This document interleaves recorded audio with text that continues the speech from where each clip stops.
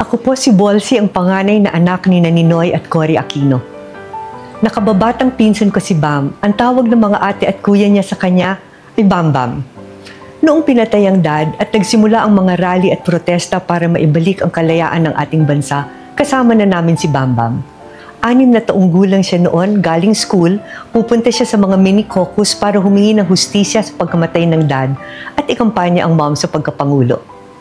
Lumaki si Bam Bam na laging tumutulong sa kanyang kapwa.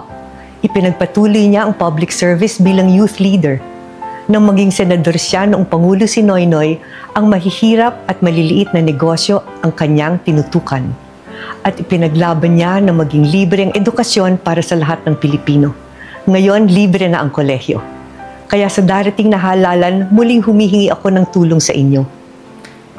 Yung pagmamahal na ipinaramdam ninyo kay Ninoy, kay Cory, kay Noynoy at sa buong pamilya namin sa mahabang panahong magkakasama tayo, ang hiling ko po sana iparamdam natin kay Bam Bam. Marami pa siyang maitutulong sa ating lahat. Kaya sana po ibalik natin siya sa Senado. Number 5 sa balota, Bam Aquino po.